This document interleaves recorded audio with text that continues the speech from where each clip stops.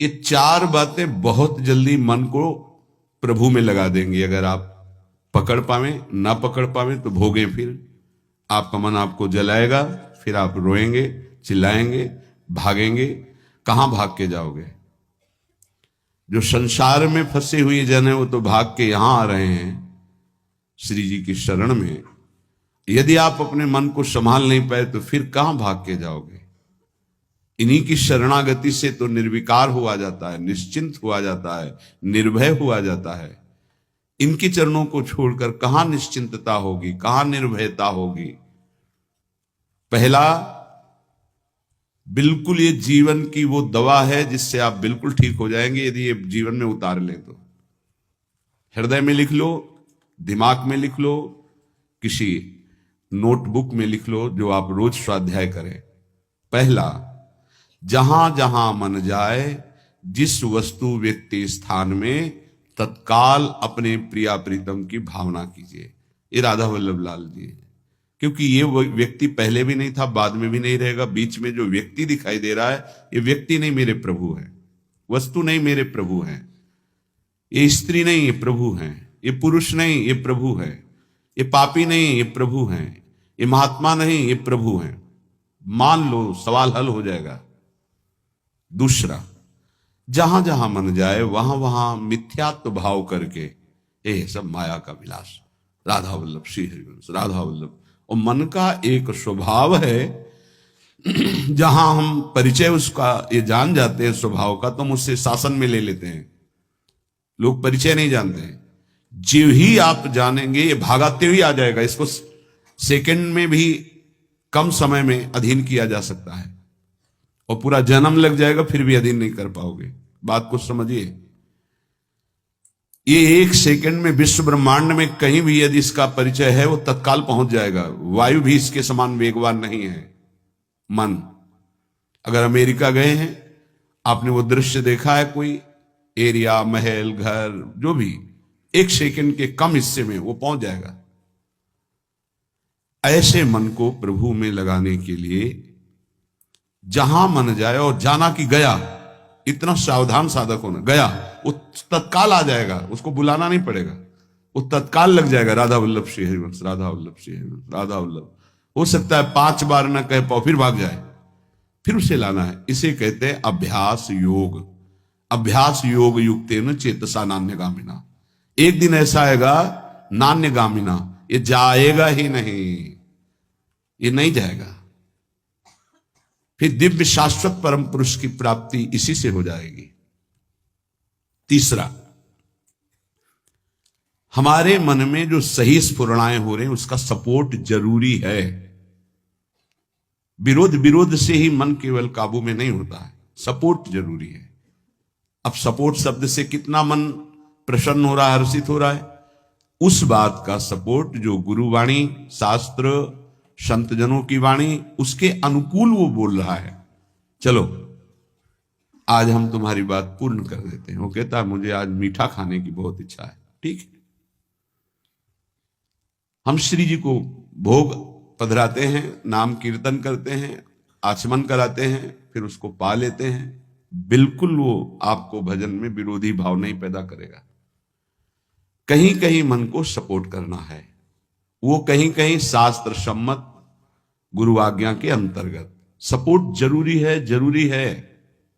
बिल्कुल विश्वास मानिए, ये 4 बातें जो बता रहे हैं ये जीवन की धरोहर है जो आपको दे रहे हैं। चौथी बात, जो शास्त्र विरुद्ध दोष वाली सलाह दे रहा है, बिल्कुल नहीं, बिल्कुल नहीं, बिल्कुल नहीं। जैसे वो जरूरी है, जरूरी है सपोर्ट, ऐसे बिल्कुल सपोर्ट नहीं, बिल्कुल सपोर्ट नहीं, बिल्कुल नहीं। अब वो आपको जलाएगा। जैसे सपोर्ट शब्द से हर्षित हो गया, ऐसे बिल्कुल नहीं शब्द से वो शोकित हो जाएगा।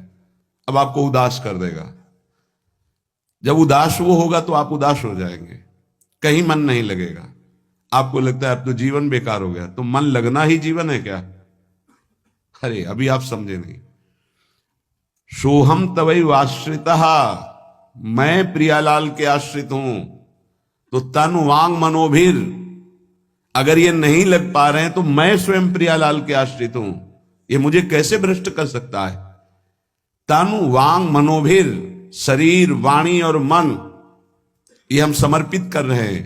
तो शरीर, वाणी, मन, ये तीनों धोखा दे रहे हैं। शरीर बीमार हो गया है, जबान खराब हो गई है, मन गलत चिंतन करा रहा है, तो हमारा बाल बांका भी नहीं कर सकता, क्योंकि सोहम तवैवाश्रिता, मैं स्वयं प्रियाजू की शरण में हूं। उपासक ये 4 बातें नोट कर ले, बहुत ये जीवन के लिए अत्यंत लाभदायक है। जब आपका मन आपको परास्त कर रहा है, जला रहा है, वो जलन सिर्फ मन को प्राप्त हो रही, आपको नहीं। आप बिल्कुल दूर हैं, आप दृष्टा हैं, आप साक्षी हैं उसके, आप स्वामी हैं उसके। यदि आप स्वीकृति नहीं देंगे तो आपसे पापाचरण नहीं करा पाएगा।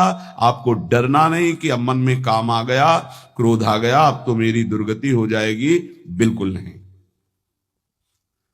देखो देखो जरा, इस पर विचार करो।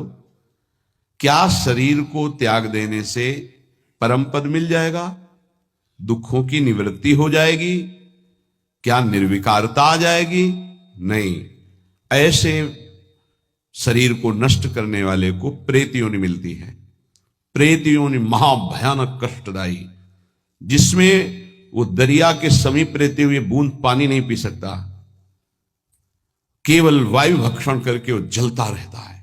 कितने समय तक, इसकी कोई सीमा नहीं है, युग युग बीत सकते हैं।